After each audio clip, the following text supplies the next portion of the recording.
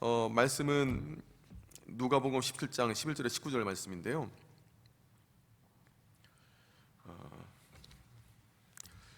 우리 함께 누가복음 17장 11절에 19절 말씀 함께 읽도록 하겠습니다. 예수께서 예루살렘으로 가실 때에 사마리아와 갈릴리 사이로 지나가시다가 한 마을에 들어가시니 나병 환자 10명이 예수를 만나 멀리 서서 소리를 높여 이르되 예수 선생님이여 우리를 불쌍히 여기소서 하거늘 보시고 이르시되 가서 제사장들에게 너희 몸을 보이라 하셨더니 그들이 가다가 깨끗함을 받은지라. 그 중에 한 사람이 자기가 나은 것을 보고 큰 소리로 하나님께 영광을 돌리며 돌아와 예수의 발 아래에 엎드려 감사하니 그는 사마리아 사람이라. 예수께서 대답하여 이르시되 10사람이 다 깨끗함을 받지 아니하였느냐? 그 9은 어디 있느냐? 이 이방인 외에는 하나님께 영광을 돌리러 돌아온 자가 없느냐 하시고 그에게 이르시되 일어나 가라 내 믿음이 너를 구원하였느니라 하시더라. 아멘. 지난주로 감사에 대한 마지막 메시지였습니다. 사실 제가 그동안 감사에 대한 말씀 묵상하면서 더 전하고 싶은 성경의 원리들이 좀 있었어요.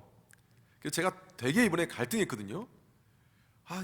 감사를 한두 주 더 해야 되나? 성탄절 절까지 이렇게 하고 나서 성탄 메시지 전하고 그다음에 소망하고 또 내년도 이렇게 할까 했는데 이미 이제 제가 막 선포하지 않았습니까? 말씀드리지 않았습니까? 감사 이걸로 끝맺겠다고. 그러니까 제 마음속에 막 갈등이 있는 거예요. 그리고 주일날 저녁부터 다음 주부터는 내가 어떤 말씀 전해야 되지? 이게 원래는 하나님께서 저에게 올 초부터 부담을 주셨던 말씀이 전도서에 대한 말씀하고 욥기에 대한 말씀입니다. 근데 전도서하고 욥기는요 설교하기 말씀 전하기 정말 힘들어요. 그러니까 말씀의 내용을 신학적 지식이 없어서가 아니라 우리의 인생에 해결되지 않는 수수께끼 같은 그 문제들이 질문들이 거기에 녹아들어 있는데 그렇다고 답이 명확하게 있느냐? 그렇지 않아요. 욥기 보면 의인의 고난 얘기 나오지 않습니까? 그렇죠? 근데 왜 의인이 고난을 당하는가? 답이 없어요. 깨운하게 답이라도 있으면 이래서 의인도 고난 당할 수 있으면 딱 말하면 좋은데 욥기 자체는 없으니까 뭐 예를 들면 로마서에 있는 말씀을 이렇게 쓴다거나 하는데 그래도 뭐 이렇게 설명하기 힘든 일이 있어요. 예를 들면 보십시오. 믿는 자에게 감당치 못할 시험 주시지 않는다. 믿음을 통해서 인내 그 고난을 통해서 우리가 더 성장한다, 성숙한다. 그건 맞아요, 그렇죠? 맞는데 그렇다고 아들 10명, 아들 7개, 딸 3, 자녀를 다 죽도록 내버려 두신다. 이거 어떻게 설명하겠어요, 솔직히? 내 믿음을 키우기 위해서, 내 믿음이 성장하기 위해서 내 아들이 죽는다. 여러분 이해가 가십니까? 힘들잖아요. 그 설명은 힘들잖아요. 그렇죠? 근데 이 시대에 살아가는 욥들이 있어요. 근데 이걸 참 짧은 시간 내에 이거를 쉽지 않아요. 그리고 막 사탄이 말했다고 하나님께서 이걸 이렇게까지 하시나? 사탄이 충동질했다고 이렇게 하시나? 막 하면 막 답이 없어요. 그러니까 막 제가 답답한 거예요. 그래서 이제 감사 끝나고 나서 기껏 막 우리 감사해야 됩니다. 감사했다가 갑자기 욥 전도서 헛되다 하면 이게 너무 극과 극이지 않습니까? 막 중간치는 없는 거 같고 제가 너무 극단으로 그래서 막 주일날 저녁 때니까 답답한 거예요. 그래서 월요일날 새벽기도 나오자마자 하나님께 저 이제 기도할 때 어떤 느낌 드냐면 그냥 아버지 계신 방문 막 두들기는 것처럼 느끼거든요. 아버지 계신 방문에 막 두드립니다. 그때는 아버지도 격식 없는 아빠 큰일 났다고 제 기도가 그랬어요. 쌀 떨어졌으니까 밥 주세요.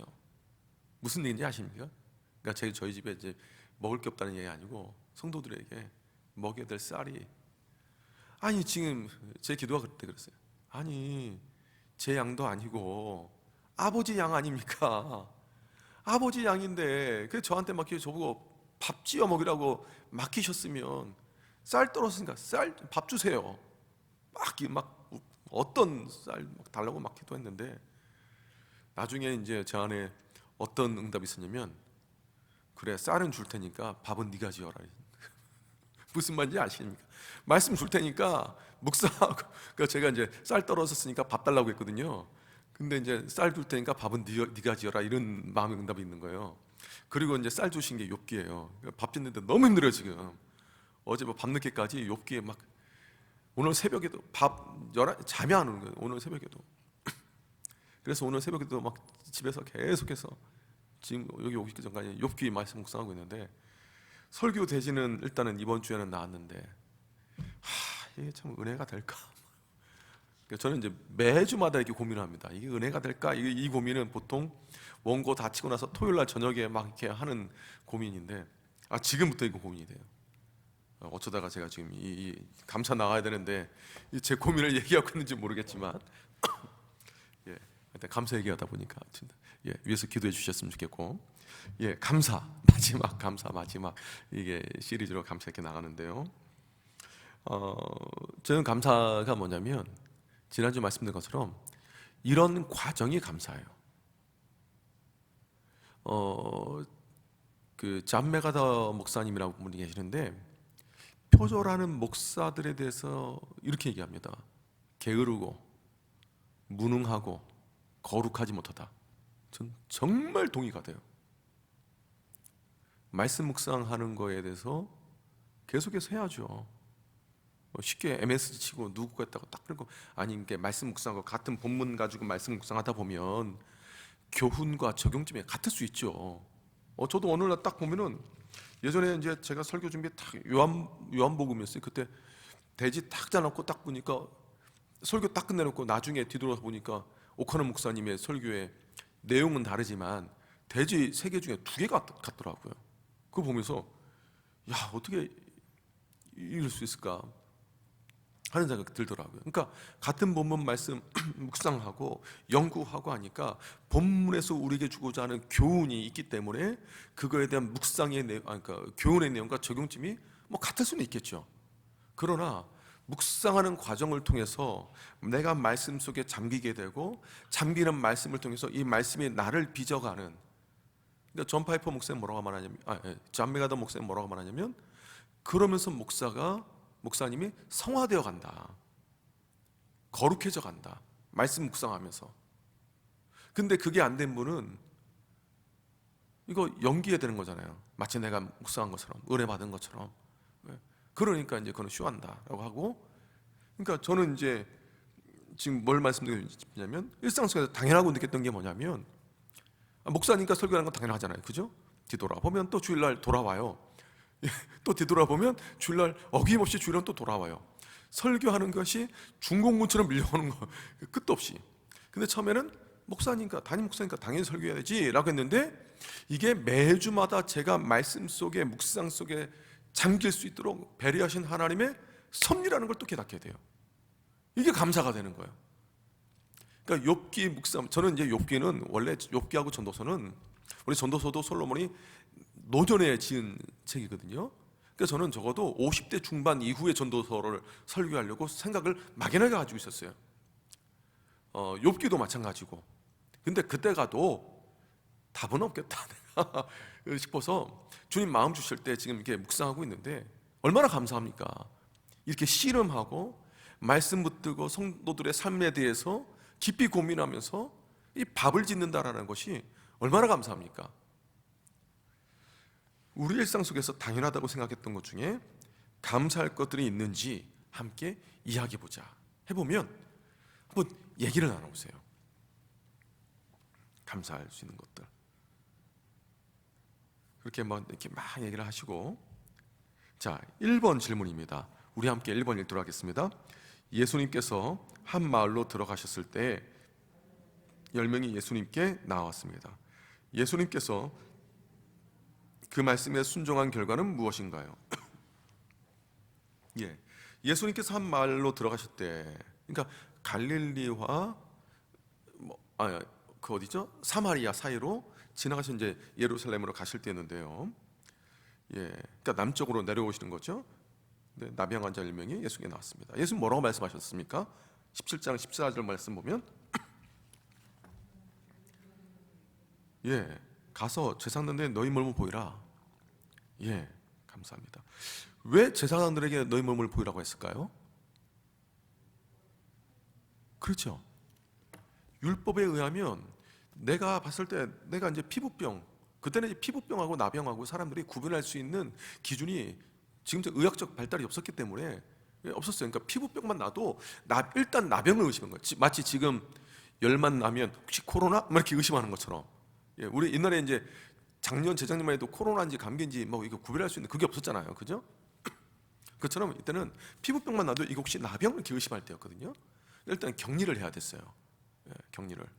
막 전염되기도 하고 특히나 영적으로 하나님께서 우리에게 주고자 하는 교훈이기 때문에. 근데 이것이 나으면은 누구한테 가야 되냐면 제사장한테 가서 그 음성 검사, 그러니까 음성 진단 확정 받아야 돼요.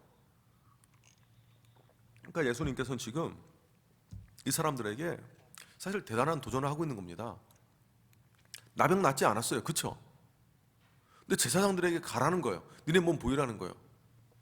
사실 이거 믿는 것도 이거 보통 일 아닙니다. 아니 제사장한테 가서 내 몸 지금 낫고 나서 가라고 하면 몰라도 낫지도 않았는데 가라고 하신 거예요. 그러다가 진짜 안 나으면 무슨 개망신입니까?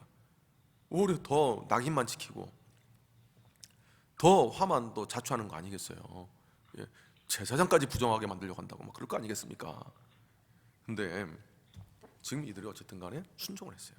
근데 순종하는 과정 속에서 그렇다고 주님께서 막 어떤 것처럼 막 침을 뱉어가지고 진흙을 이겨서 눈에 척 발라주신 것도 아니고 가서 제사장들 보이라고 말씀으로 하셨거든요. 이들이 순종을 했어요. 순종한 결과가 어떻습니까? 가는 도중에 저는 이 말씀 가지고 나중에 또 이제 전할 말씀이 있어요. 나중에 가는 도중에 났어요. 가는 도중에.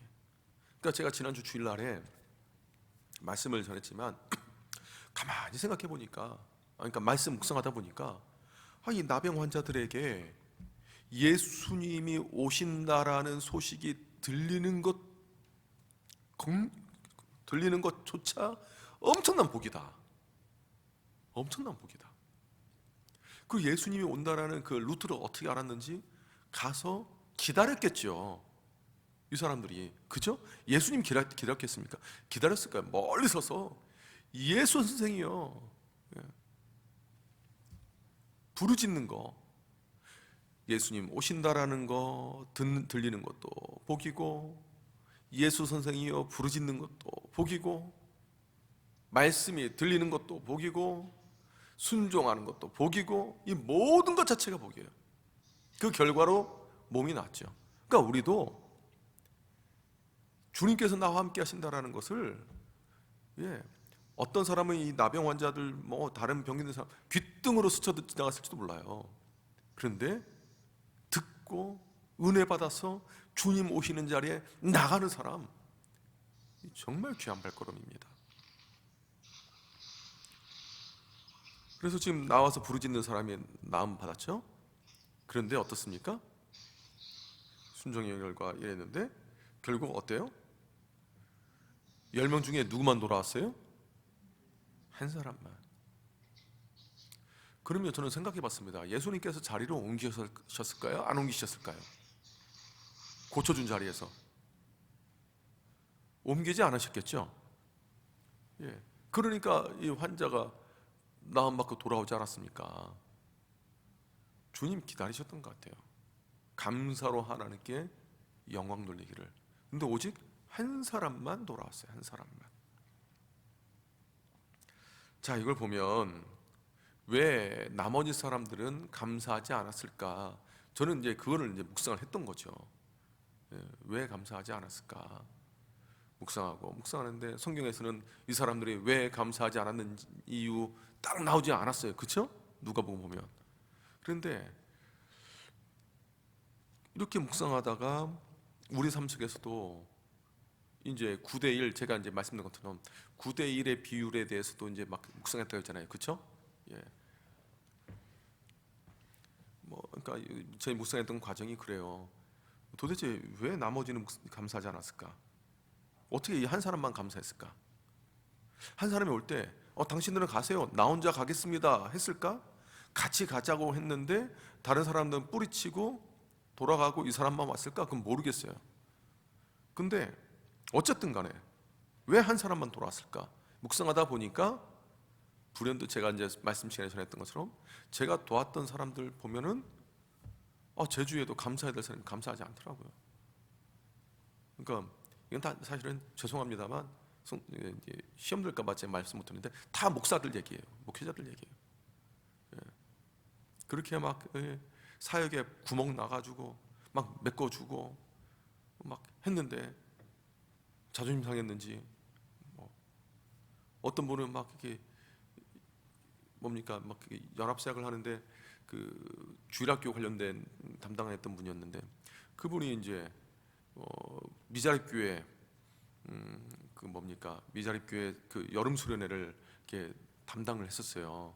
그래서 수영동에 있었을 텐데 미자립교회 사람들 다 모아서 하는데 이분이 좀 이렇게 계산이 좀 잘 안 되는 계획이 잘 안 된 분이라서 이제 재정 빵꾸가 엄청난 거예요. 왜냐면 재정을 타놓은 게 이만큼인데 사람들이 엄청 몰린 거예요. 이걸 어떻게 감당하냐. 근데 그때 제가 담당했던 게 여름 특강을 담당했었거든요. 이거는 어른 사역인데 근데 이거는 교회에서 지원받는 건 없고 순전히 성도님들 2만 원씩 회비를 받아서 하는 거예요. 그래서 이게 엄청 재정이 많이 나왔어요. 사람들이 엄청 왔어요. 이전에는 뭐 몇백 명밖에 안 왔는데 몇천 명이 온 거예요. 막 강요하지도 않았는데. 그래서 이제 교회 환입을 하려고 하니까 교회에서 그 재정 가지고 거기 좀 도왔으면 좋겠다. 그래서 그대로 그 말 듣고 다 도와줬거든요. 한 1,000만 원 정도를. 이게 보통 금액이 아니잖아요. 그 까만. 근데 그게 그 해도 그러고 그 다음 연대도 그러고 그랬는데 어디서 막 나중에는 막 이상한 비방한 소리를 들리더라고. 너무 나댄다고. 제가 나댔습니까? 자기가 도와달라고 해서 제가 직접 도와준 것도 아니고 다른 사람. 그래서 어떻게 이럴 수 있는가 목사가 막 그런 생각이 막 들었거든요. 막 쓴물이 올라오는 거 사실은 쓴물이. 근데 묵상하다 보니까 예수님에 대해서 내가 이러고 있지 않는가 하는 생각이 드는 거예요. 어느 순간 10가지 감사 제목이 있고 100가지 감사 제목이 있는데 내가 주님께 감사하지 않고 오히려 정말 내가 불편해하고 왜 이거 안 주는지 막 오히려 내가 서운해하는 마음이 있지 않는가 그런 생각이 드는 거예요.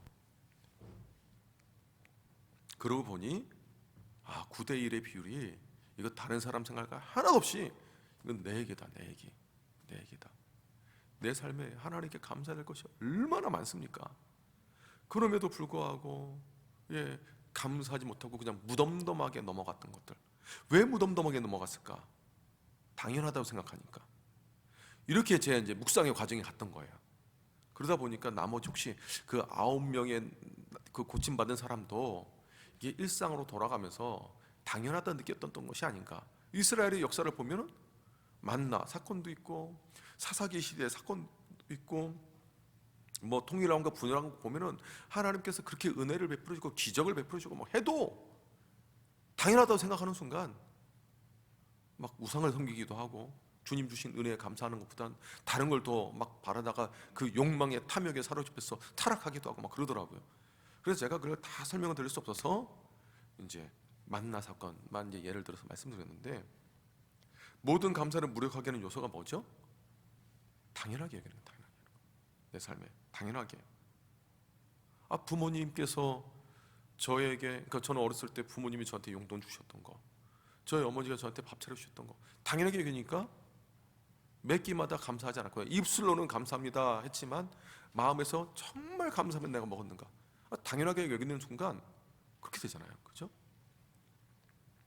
그래서 우리가 이거를 영적으로 우리가 건강하게 바로 일어나려면 어떻게 되냐면 당연함을 뭐로 바꿔야 된다고 했습니까? 감사함으로. 당연함을 감사함으로. 그래서 당연함을 감사함으로 바꾸는 훈련을. 그러니까 저도 지금 제 안에 아까 말씀드린 것처럼 하나님 쌀 주세요. 밥 떨어졌어요. 아니 밥 주세요. 쌀 떨어졌어요. 하나님께서 쌀은 줄 테니까 밥은 네가 지어라. 너무나 감사한 거예요. 처음부터 원고를 내려주시면 하나님께서 주신 원고입니다. 얼마나 편해요. 얼마나 좋고 막 거기 얼마나 능력이 있겠어요. 그런데 밥하기 정말 힘든 재료를 주시긴 하는데 감사한 거예요. 당연함이 아니라.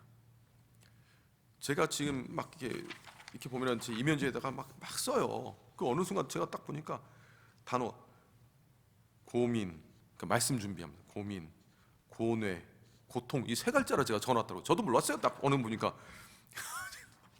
너무나 감사한 거예요. 예, 쓰리고가 원고, 투고, 쓰리고가 너무 감사한 거예요. 고민, 고뇌, 고통 이게 말씀 전하는 사람으로서 너무나 감사한 거예요. 당연함이 아니라 감사함이죠. 근데 정말로 제가 억지 감사가 아니라 이게 정말 나와요. 그래서 당연함을 감사함으로 변환시켜야 된다, 바꿔야 된다. 그러면 여러분 제가 또 말씀을 묵상하면서 느꼈던 게 뭐냐면 여러분 감사는 뭐라고 했죠? 더 큰 기적을 낳는 황금알과 같다. 예. 그러니까 감사를 이건 제가 제 스스로 그냥 정의 내린 거예요. 예. 그러니까 여러분도 감사는 뭐다 하면 한번 정의 내려보세요. 한번 감사에 대해서 저는 더 큰 기적 낳는 황금알이라고 그 순간에 제가 정의를 내렸어요. 뭐 다르게 정의를 할 수 있죠. 내 영혼을 살리는 뭐 산삼과 같다. 뭐 이럴 수도 있고. 근데 왜 그랬냐면 오늘 말씀 보면 자신의 나병 고침 받고 예수께 돌아온 감사드린 사람은 어떤 일을 또 경험했습니까? 더 큰 기적을 경험했어요.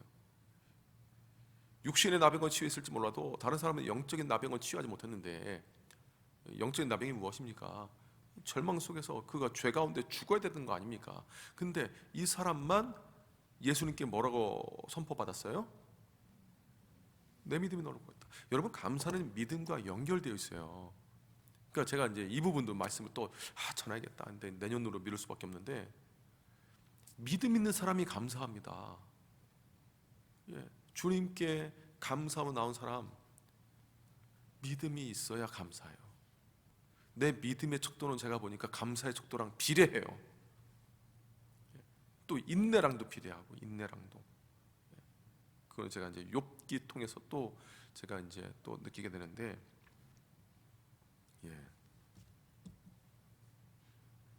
그러니까 우리가 우리 삶에 감사를 고백합니다. 그러니까 제가 이제 시중에 이 감사에 대한 내용을 쭉 찾아보니까 그분이 예수 믿는 사람인지 안 믿는 사람인지 모르겠지만 수많은 사람들이 감사하니까 인생이 변화가 됐다.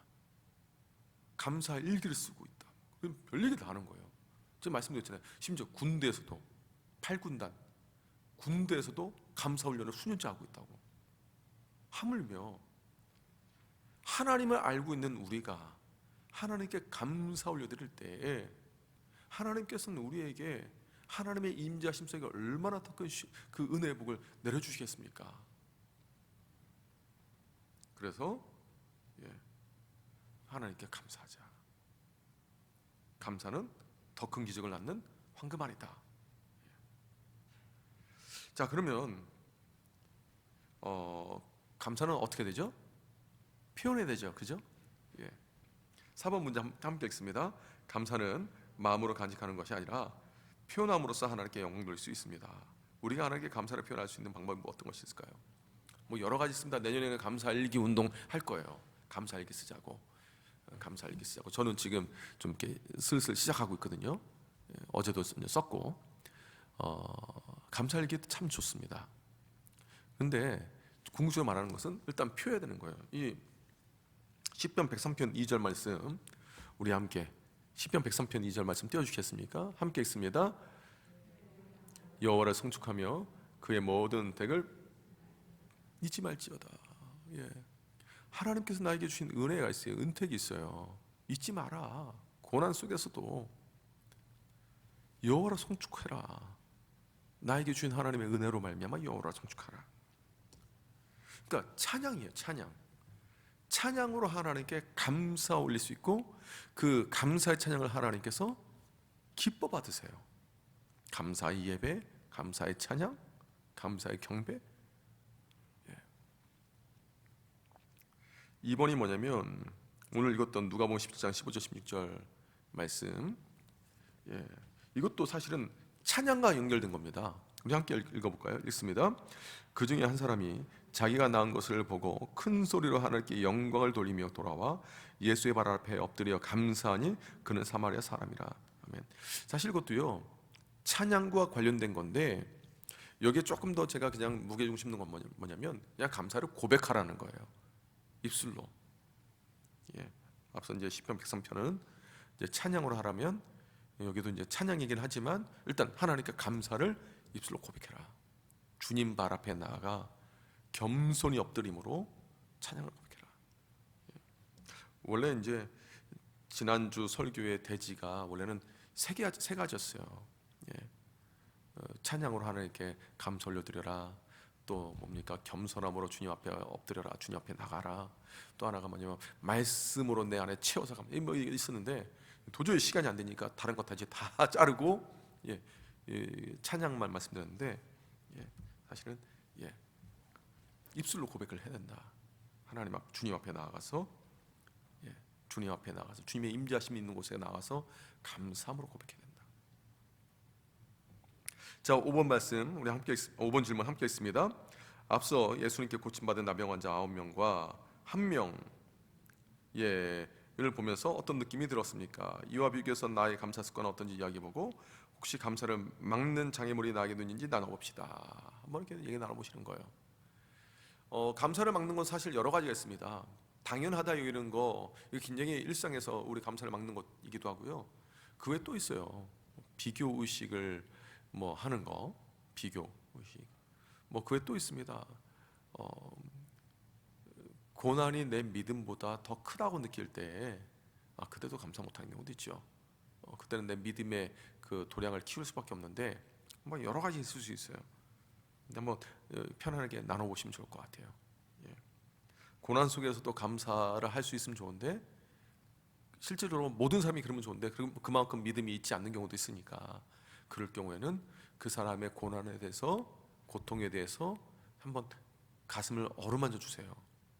그러면 안 되지! 이러지 마시고 얼마나 힘드냐고 얼마나 어렵냐고.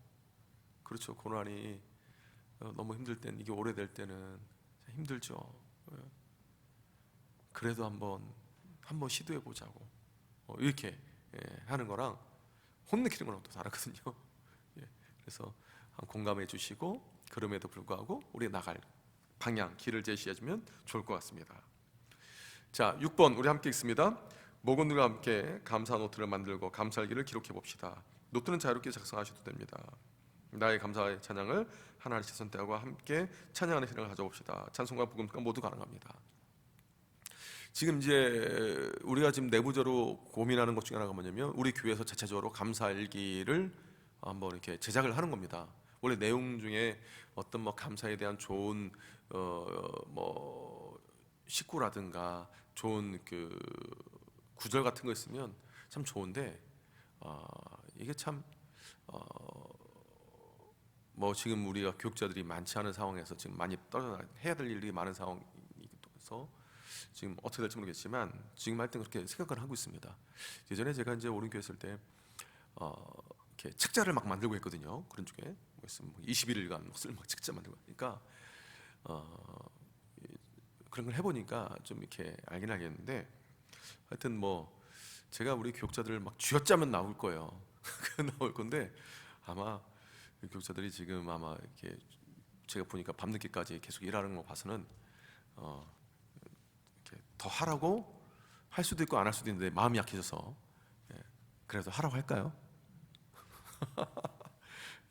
어쨌든 간에 그냥 이제 우리 이제 표지만이라도 작성해서 우리 교회만의 감사일기장을 하든 뭐 그거는 하겠지만 내년에는 그래서 그랬습니다. 교구별로 재정이 또 목장 또 헌금도 하고 목장에서 또 이렇게 재정해서 할 수 있으니 뭐 그 안에서 구입해도 좋다. 아니면은 교구별로 나름대로 색깔다리 해도 좋고 뭐 여러 가지 방법이잖아요, 그죠? 어쨌든 간에 좀 그 감사일기장을 좀 또 생각하고 있는데 하여튼 그 부분을 우리가 작성하려고 합니다. 하여튼 어떻게든 이렇게 표현하는 거 했으면 좋겠고요. 여기까지 이렇게 하도록 하겠습니다. 그리고 이제 기도하고 마치면 되겠고 다음 주에는 우리 교육자들 지금 워크숍이 있어요. 원래는 이제 우리가 2박 3일 동안 하는데 코로나 상황이라 제가 무심히 엄청 지금 고민 중에 있습니다. 사실 작년에는 워크숍을 안 했거든요. 그냥 회의 정도만 했는데 그러다 보니까 제가 1년간 느낀 게 있어요. 그래서 워크숍 참 필요하다 라고 생각하는데 하여튼 다음 주에는 제가 나와서 원래는 각 교구별로 진행하는 게 맞지만 어쩌면 통합으로 김준희 목사님이 할 수도 있고 아니면 저희가 이제 워크숍을 그냥 대폭 단축하게 되면 각 교구별로 할 수도 있습니다. 근데 미리 교육자들이 우리 목자님들에게 카톡이나 그런 걸로 연락드리도록 하겠습니다. 그래서 그냥 연락이 없으면 이 자리에 나오시면 김준희 목사님이 다음 주에 새벽 설교, 수요 예배, 목자교육까지 진행할 거고, 그게 아니면 또 이제 교구별로 진행하겠습니다. 기도하겠습니다. 하나님 아버지 감사합니다. 추운 겨울날 우리 목자님도 붙들어 주시고 주님 은혜로 살아가게 하여 주시옵소서. 힘을 주시옵소서. 은혜를 더하여 주시옵소서. 우리를 붙들어 주시고 인도하여 주시옵소서. 감사드리오며 예수님의 이름으로 기도합니다. 아멘. 예, 감사합니다.